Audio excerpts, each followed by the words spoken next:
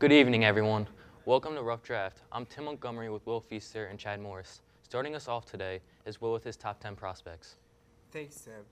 First off, we all know this is a loaded draft class with many talented young men. In my opinion, this is my top 10. Number 1, Blake Bortles. Number 2, Jadeveon Clowney. Number 3, Teddy Bridgewater. Number 4, Johnny Manziel. Number 5, Greg Robinson. Number 6, Khalil Mack. Number 7, Sammy Watkins. Number 8, Mike Evans. Number 9, Clinton Dix. And number 10, Anthony Barr. My top 10 is a little different. My number 1 pick is Jadeveon Clowney. Then I got Johnny Manziel at 2, Blake Bortles, Sammy Watkins. Why are you laughing, weirdo? Because it's Clinton Dix. Then I got Teddy Bridgewater, Khalil Mack, Greg Robinson, Mike Evans, and finally Anthony Barr. Interesting. Some similarity, but some diversity.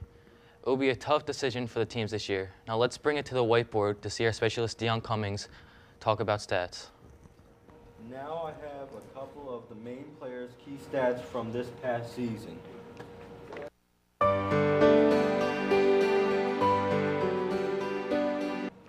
Johnny Manziel is an elite college quarterback and his 7,820 passing yards, 2,169 rushing yards proves it. It will be interesting to see what team takes it.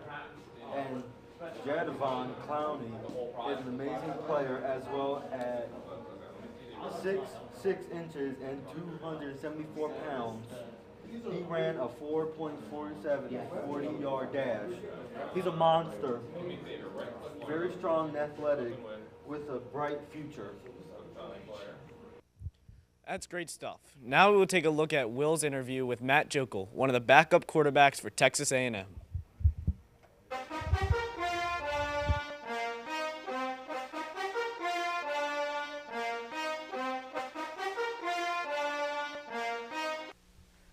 So today I'm here with Matt Jokel, the backup quarterback from Texas A&M. How are you, Matt? How are you, Will? How's your plane ride? The plane ride was great, Will. Wonderful. Very smooth. So can you tell me a little bit about Johnny Manziel? Johnny's a great leader and an amazing player. Very humble. Helps out the teammates a lot. Selfless. 100% selfless.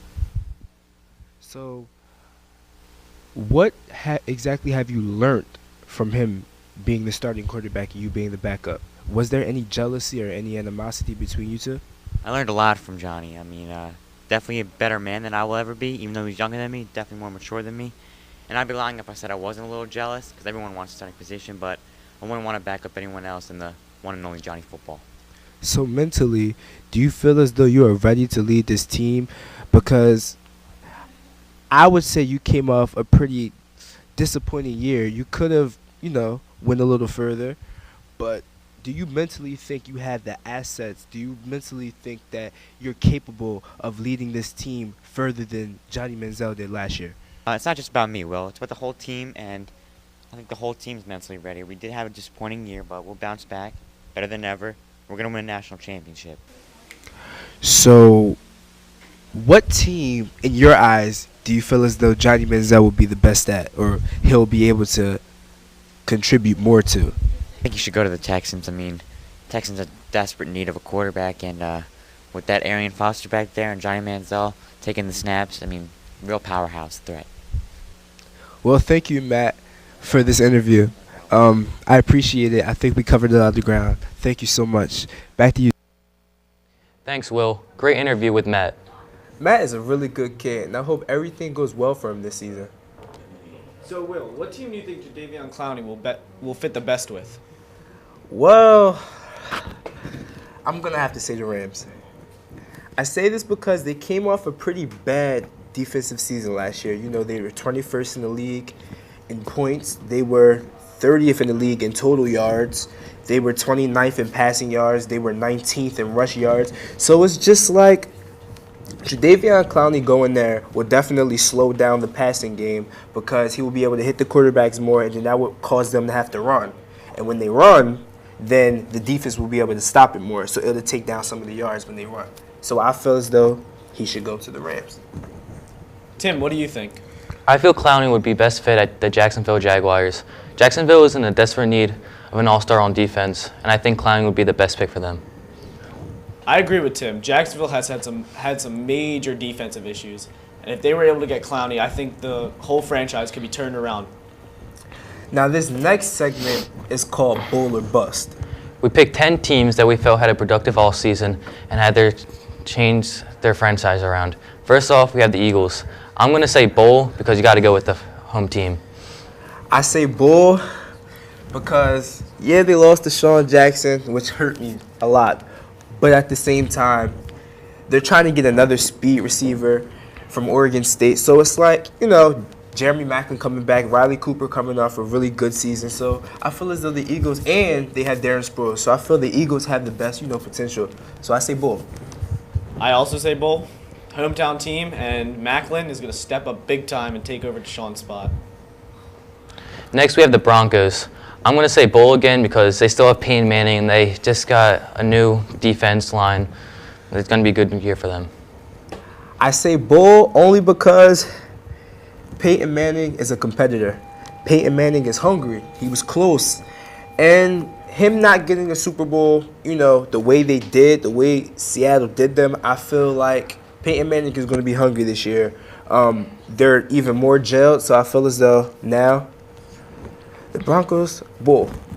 I also say Bull. They're just amazing. In my perspective, they are amazing. Next, we have the Jets. I'm going to say bust. There is no chance at all for them. I say bust.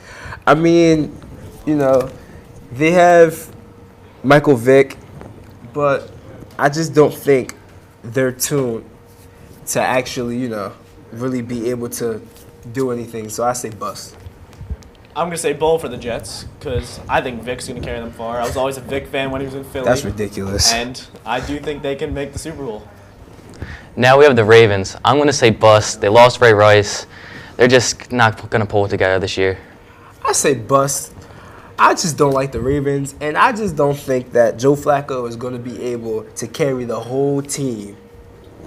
They don't even have the all-star defense anymore. No, I say bust. I love Torrey Smith, but got to bust the Ravens too. No shot. Now we have the Falcons. I'm going to go with a Bull because they have a very powerful offense.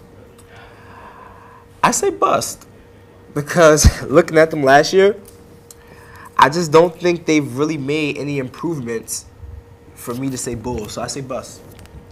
Bust. Last year was awful, and I think we're going to have another one of those years coming for the Falcons.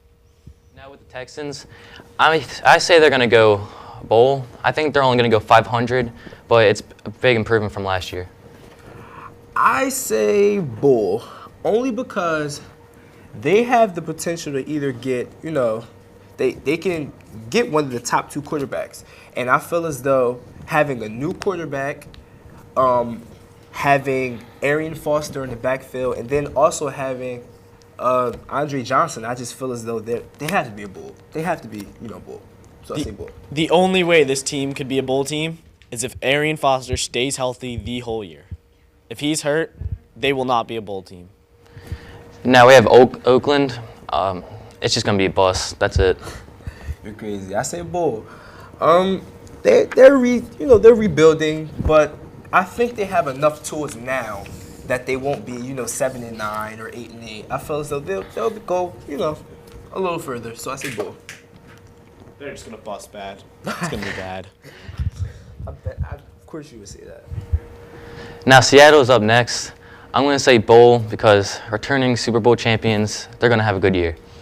I say bust because historically, Super Bowl winning teams don't come back and do what they did last year.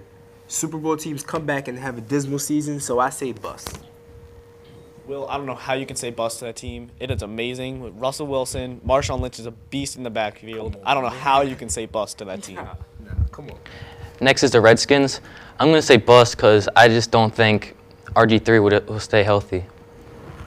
Originally, I would say Bull, but I'm going to have to change and go with Tim here and say bust for the simple fact that RG3 and Deshaun Jackson now have a new offensive coordinator, so it's a new system, and then you have two different kind of, style offenses coming together. So I just don't feel like they'll be able to work it out this season. So I say The bust. only good player on that Redskins team is Alfred Morris, and he cannot carry the team on his back that much. Deshaun and RG3 will not work well together, I don't think. So I'm going to bust them.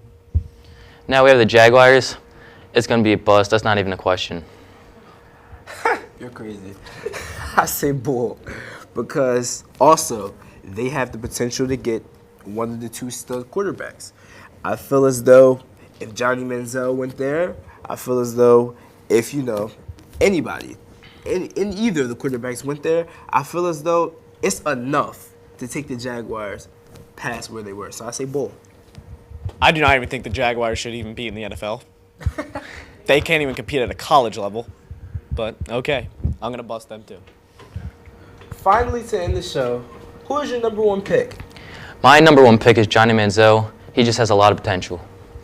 Davion Clowney is just a beast on defense. He's got to be my number one pick. Sorry, I got to say Blake Bortles. I wanted to say Johnny Manziel, but I think Blake Bortles is more prepared, and, he should be number one. Well, all great choices, guys. Well, that's all we have for this week's episode for Rough Draft. From everyone here, we would like to thank you for watching. Be sure to tune in into next week's episode, and have a good night.